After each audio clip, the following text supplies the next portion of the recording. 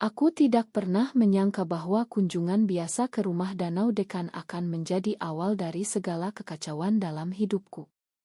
Ketika mobilku berhenti di depan Ila megah yang terletak di tepi Danau Toba, Sumatera Utara, angin sepoi membawa aroma air danau yang segar bercampur bau tanaman hijau sekitar. Ibu Rina, Dekan Akultas Sastra di universitas tempatku kuliah, menyambutku dengan pelukan hangat dan senyum ibu yang penuh kasih sayang seolah aku adalah anaknya sendiri. Aku Aisyah, mahasiswi tahun akhir berusia 21 tahun, datang ke sini untuk mendiskusikan reisi tesis tentang sastra Indonesia modern yang sudah 2 bulan tertunda karena kesibukan Ibu Rina. Aku merasa gugup tapi juga bangga karena diundang ke tempat pribadi seperti ini yang jarang dilakukan dekan kepada mahasiswanya. Ila itu besar dengan dinding kayu gelap, atap genteng merah dan teras menghadap langsung ke danau biru luas di bawah sinar matahari siang yang cerah. Begitu aku masuk ke ruang tamu yang luas dengan soa empuk dan jendela besar memperlihatkan pemandangan danau, Lila muncul dari dapur. Lila, putri tunggal Ibu Rina, berusia 23 tahun, baru saja pulang dari studi master di Australia. Dia tinggi ramping dengan rambut bergelombang coklat gelap yang jatuh di bahu, senyumnya lebar dan mata hitamnya tajam seolah bisa membaca pikiran orang. Kulitnya sawo matang sehat, tubuhnya atletis dari kebiasaan lari pagi dan renang.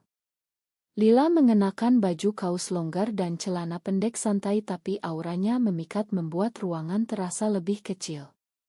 "Selamat datang Aisyah," katanya sambil menjabat tanganku. Lama tangannya hangat dan lembut membuatku merasa aneh, ada getaran kecil yang tidak ku mengerti. Ibu Rina tertawa dan berkata, "Lila, ini yang akan menemanimu selama 2 hari ini karena aku harus kembali ke Medan besok pagi untuk rapat akultas." Aku tersenyum sopan tapi dalam hati bertanya-tanya kenapa putri dekan ini begitu ramah padahal kami hampir tidak saling kenal. Malam pertama kami makan malam bersama di teras dengan ikan bakar dan sayur asam khas Batak yang lezat. Ibu Rina bercerita tentang tantangan menjadi dekan wanita di lingkungan akademik Indonesia yang masih patriarkal. Aku mendengarkan sambil mencuri pandang ke Lila yang duduk di seberangku. Matanya sesekali bertemu pandang dengan mataku dan dia tersenyum kecil seolah ada rahasia bersama. Setelah makan Ibu Rina pamit tidur lebih awal karena capek perjalanan. Lila mengajakku duduk di tepi danau dengan secangkir teh hangat. Angin malam sejuk dan bintang-bintang tampak jelas di langit gelap. "Aisyah, kau tahu aku sudah mendengar banyak tentangmu dari ibuku," katanya, suaranya rendah dan tenang. "Kau salah satu mahasiswi terbaik di angkatanmu, pintar dan rajin tapi juga pendiam." Aku merasa tersanjung tapi juga waspada karena nada bicaranya terlalu dekat. Kami mengobrol tentang studi Lila di luar negeri, tentang kebebasan di sana dan bagaimana sulitnya kembali ke Indonesia dengan semua aturan tak tertulis tentang bagaimana seorang perempuan harus hidup. Aku menceritakan sedikit tentang keluargaku di Jakarta. Ayahku pegawai negeri yang sangat taat agama dan ibuku guru sekolah yang selalu menekankan nilai-nilai tradisional. Mereka mengharapkanku menikah dengan pria baik-baik setelah lulus dan membangun keluarga normal. Lila mendengarkan dengan saksama lalu tiba-tiba meletakkan tangannya di atas tanganku di bangku kayu. Sentuhannya ringan tapi membuat jantungku berdegup lebih cepat. Aku menarik tangan pelan tapi dia tersenyum lagi. "Ma, aku terlalu cepat," katanya, "tapi aku merasa kita bisa menjadi teman dekat." Malam itu aku tidur di kamar tamu dengan pikiran berputar. Kenapa Lila begitu perhatian padaku? Aku ingat cerita teman-teman di kampus tentang Lila yang konon tidak pernah terlihat dekat dengan pria dan selalu dikelilingi teman perempuan. Tapi aku mengusir pikiran itu karena terlalu berlebihan. Besok pagi aku harus fokus pada tesis. Pagi harinya Ibu Rina berpamitan pergi ke Medan dan meninggalkan kami berdua di Ila. Lila menawarkan untuk mengajakku jalan-jalan mengelilingi danau dengan perahu kecil milik keluarga. Air danau tenang dan matahari mulai naik hangat di kulit. Lila bercerita tentang pengalaman hidupnya di Australia, bagaimana dia menemukan dirinya sendiri jauh dari tekanan keluarga dan masyarakat Indonesia. Aku mendengarkan sambil memegang dayung, perasaan aneh semakin kuat. Lila bertanya tentang kehidupan cintaku. Aku bilang aku pernah pacaran dengan seorang teman kuliah tapi putus karena dia terlalu posesi dan keluargaku tidak setuju. Lila mengangguk paham lalu berkata, kadang kita harus berani memilih apa yang membuat hati kita tenang meski dunia menentang. Kata-katanya membuatku terdiam lama. Saat perahu kembali ke dermaga, Lila memelukku pelan dari belakang saat aku turun. Tubuhnya hangat dan aku merasa jantungku berdegup kencang. Aku tidak mengerti apa yang sedang terjadi, tapi aku tahu ini bukan kunjungan biasa lagi. Hari kedua di Ila berlalu dengan cepat, tapi setiap momen terasa semakin intens. Lila mengajakku mendaki bukit kecil di belakang Ila untuk melihat pemandangan Danau Toba dari atas. Jalannya curam tapi Lila berjalan dengan mudah, tubuh atletisnya membuatnya terlihat kuat dan percaya diri. Aku berusaha mengikuti, napasku tersengal tapi Lila selalu menunggu dan memberi tangan saat tanjakan sulit. Di puncak bukit angin kencang menerpa wajah kami dan pemandangan biru danau dengan pulau-pulau kecil tampak spektakuler di bawah sinar matahari siang. Lila duduk di batu besar dan mengajakku duduk di sebelahnya. Aisyah, aku harus jujur, katanya, suaranya serius kali ini. Aku sudah memperhatikanmu sejak pertama kali ibuku cerita tentang mahasiswi berprestasi bernama Aisyah. Aku melihat otomu di acara seminar akultas dan sejak itu aku tidak bisa berhenti memikirkanmu.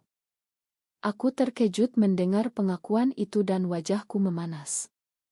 Lila lanjutkan, aku tahu ini sulit diterima di Indonesia di mana hubungan seperti ini masih dianggap tabu dan bisa menghancurkan reputasi keluarga. Tapi aku tidak bisa bohong lagi, aku merasakan sesuatu yang kuat untukmu. Aku ingin kau tahu perasaanku sebelum kau pulang. Kata-katanya seperti petir di siang bolong. Aku berdiri cepat dan mundur selangkah. Lila, apa maksudmu? Aku bukan seperti itu, kataku, suaraku gemetar. Aku punya rencana hidup normal, lulus kuliah, dapat pekerjaan, menikah seperti yang diharapkan orang tuaku. Lila bangkit dan mendekat, matanya penuh kesedihan tapi juga tekad. Aku tidak memaksa Aisyah, aku hanya ingin kau pertimbangkan perasaanmu sendiri. Mungkin selama ini kau menekan sesuatu yang sebenarnya ada di dalam dirimu karena takut. Kami turun bukit dalam diam yang canggung. Di Ila, Lila memasak makan siang, nasi goreng sederhana tapi rasanya enak karena dia menambahkan bumbu khas yang dia pelajari dari ibunya. Saat makan kami mengobrol ringan tapi ketegangan tetap ada. Aku memikirkan keluargaku di Jakarta, ayahku yang selalu memperingatkan tentang dosa besar dan ibuku yang akan pingsan jika tahu anaknya terlibat hal seperti ini. Sore harinya kami duduk di teras, Lila membacakan puisi Chairil Anwar yang auritnya tentang kebebasan dan pemberontakan. Suaranya lembut dan penuh emosi membuatku terbawa. Setelah itu Lila memegang tanganku lagi, kali ini lebih lama. Aku tidak menarik tangan tapi perasaanku campur aduk antara takut, senang dan bingung.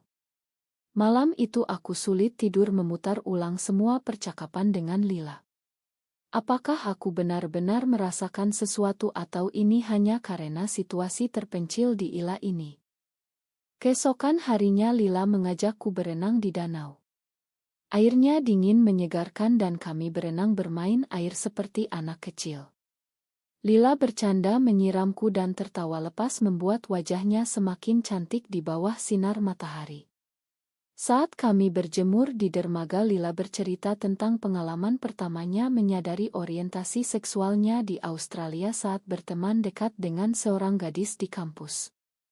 Dia bilang rasanya seperti akhirnya menemukan bagian dirinya yang hilang, tapi saat pulang ke Indonesia tekanan semakin berat. Ibunya mengharapkan dia menikah dengan pria kaya dan dia harus menyembunyikan identitasnya.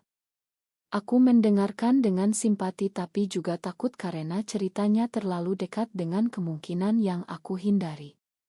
Aku bilang padanya aku tidak siap untuk hal ini Lila, aku punya tanggung jawab pada keluarga dan masa depanku.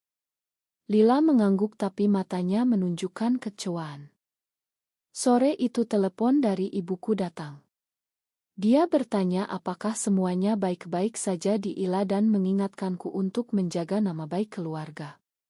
Aku menjawab ya Bu sambil menahan air mata. Setelah telepon Lila mendekat dan memelukku dari samping. Aku merasa hangat tapi juga bersalah besar. Malam terakhir di Ila, Lila mengajakku menonton film Indonesia lama di ruang keluarga tentang perempuan yang berjuang melawan norma. Saat film berlangsung tangan kami saling genggam tanpa kata.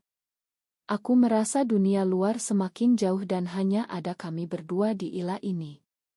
Tapi aku tahu besok aku harus pulang ke Jakarta dan menghadapi kenyataan. Rencana Lila berhasil membuatku mempertanyakan segalanya tentang diriku dan apa yang benar-benar kuinginkan. Kembali ke Jakarta rasanya seperti masuk ke dunia berbeda. Kampus kembali ramai, tugas menumpuk dan aku berusaha melupakan apa yang terjadi di Danau Toba.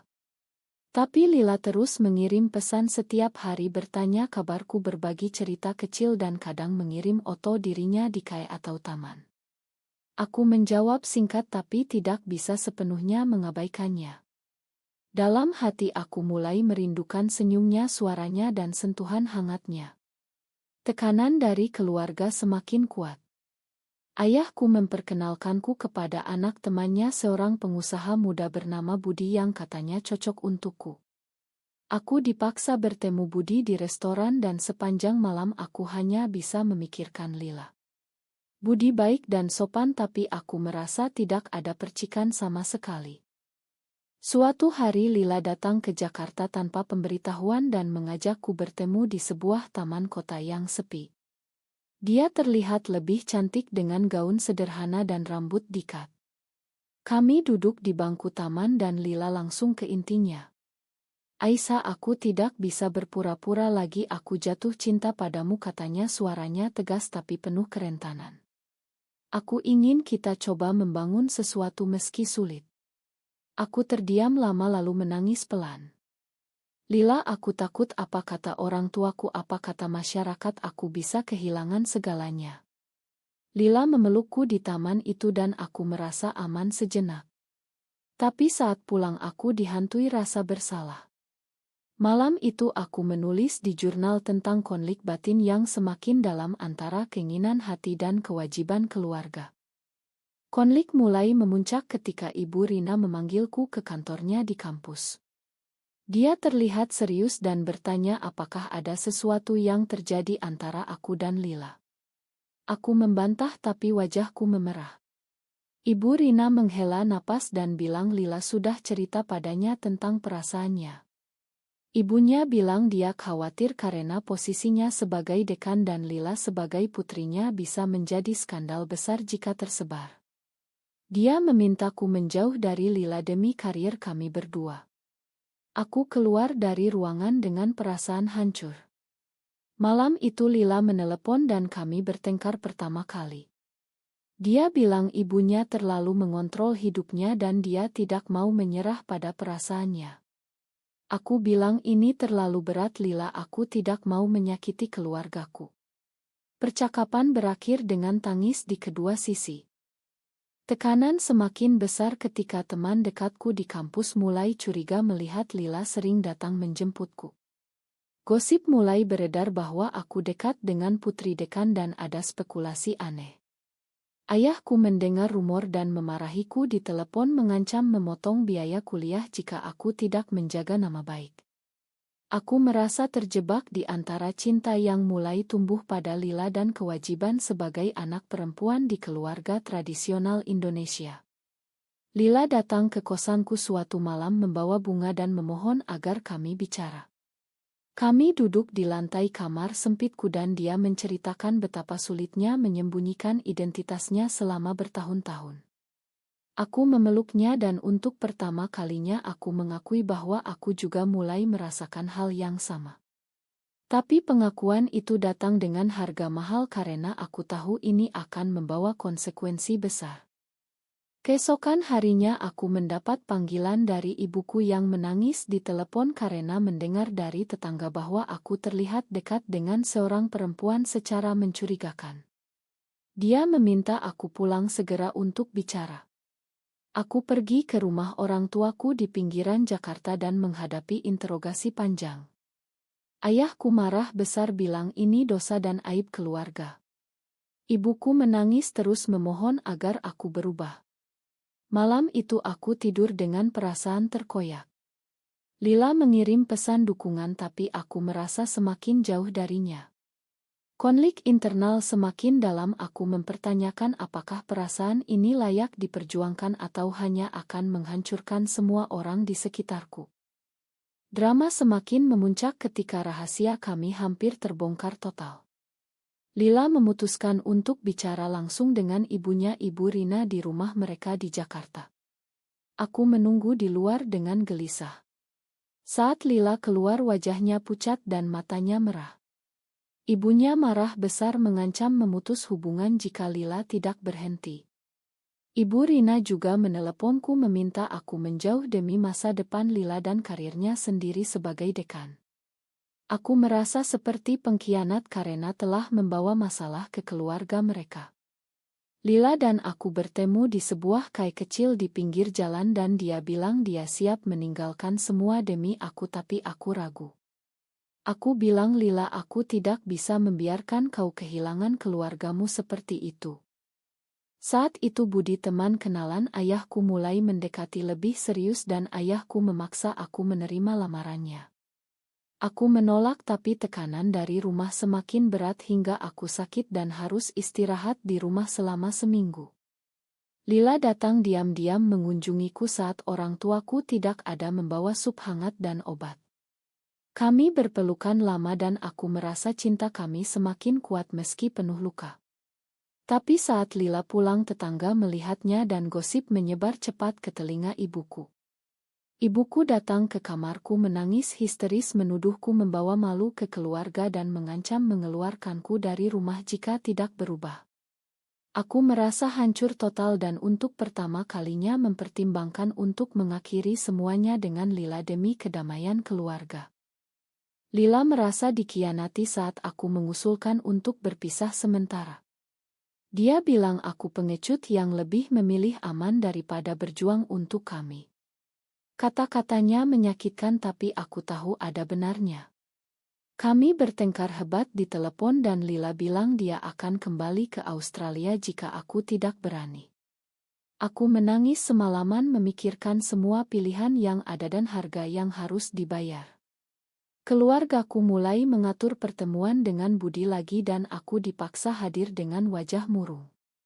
Saat itu aku sadar betapa dalamnya aku sudah jatuh cinta pada Lila, tapi juga betapa besar kerugian yang akan kuterima jika melanjutkan. Tekanan sosial di Indonesia tentang orientasi seksual membuat semuanya terasa mustahil. Teman-teman di kampus mulai menjauh dan nilai akademikku menurun. Suatu malam Lila datang ke rumahku saat hujan deras dan memohon agar kami kabur bersama. Aku menolak karena takut konsekuensinya terlalu besar. Lila pergi dengan air mata dan aku merasa telah mengkhianati perasaannya. Hari-hari berikutnya penuh kesepian dan penyesalan. Aku mulai terapi diam-diam dengan konselor kampus untuk mengatasi konflik batin tapi tetap sulit. Ibu Rina memanggilku lagi dan meminta maaf atas sikapnya tapi tetap menekankan agar aku menjauh. Aku merasa sendirian di tengah badai emosi ini. Lila mengirim pesan terakhir bilang dia mencintaiku tapi tidak bisa lagi menunggu keputusanku yang ragu-ragu. Aku membaca pesan itu berulang kali dan merasa dunia runtuh. Pengkhianatan terbesar datang dari diriku sendiri karena takut menghadapi konsekuensi. Setelah berbulan-bulan penuh gejolak, aku akhirnya mengambil keputusan besar. Aku pulang ke rumah orang tuaku dan bicara jujur meski dengan air mata. Aku bilang aku mencintai Lila tapi aku juga mencintai keluargaku dan tidak ingin menyakiti mereka. Ayahku tetap marah tapi ibuku mulai melunak dan memelukku lama. Mereka setuju memberi aku waktu untuk memikirkan masa depan tanpa paksaan langsung. Di kampus aku fokus menyelesaikan tesis dan lulus dengan nilai baik meski hati masih terluka. Lila sudah pergi ke Australia untuk melanjutkan studi dan kami tidak lagi berkomunikasi. Aku merasa kehilangan besar tapi juga mulai menemukan kekuatan dalam diriku untuk menghadapi tekanan masyarakat. Waktu berlalu aku mendapat pekerjaan sebagai editor di penerbit buku di Jakarta.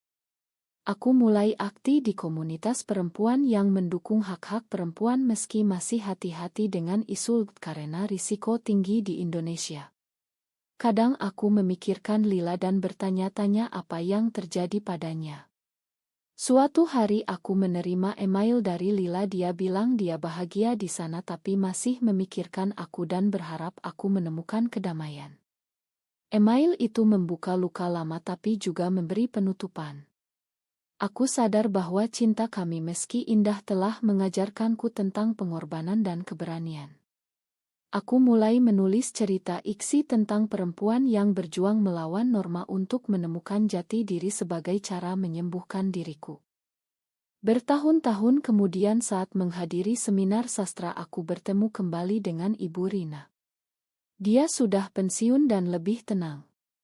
Kami bicara tentang Lila yang kini menetap di Australia dan bahagia dengan pasangannya. Ibu Rina meminta maaf atas tekanannya dulu dan bilang dia bangga padaku yang berhasil membangun karier tanpa mengorbankan nilai-nilai inti.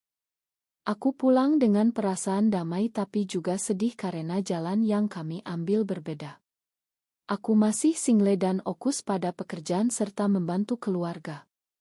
Pengalaman itu membuatku lebih kuat dan lebih memahami kompleksitas pilihan hidup di tengah masyarakat yang konservatif. Akhirnya setelah semua luka dan pelajaran aku sadar bahwa setiap keputusan membawa harga. Aku memilih keluarga dan stabilitas tapi kehilangan cinta pertama yang tulus. Lila memilih kebebasan dan membayar dengan jarak dari ibunya. Masyarakat Indonesia masih jauh dari menerima perbedaan seperti ini dan banyak orang seperti kami harus menyembunyikan atau mengorbankan bagian dari diri sendiri. Tapi di dalam hati aku percaya bahwa kejujuran pada diri sendiri adalah langkah pertama menuju kebebasan meski butuh waktu lama. Cerita kami adalah contoh betapa rumitnya menegasi cinta di tengah tekanan keluarga, agama dan norma sosial. Apakah mengikuti cinta sejati dalam hubungan sesama jenis selalu merupakan pilihan yang benar meskipun harus melawan seluruh tekanan keluarga dan masyarakat?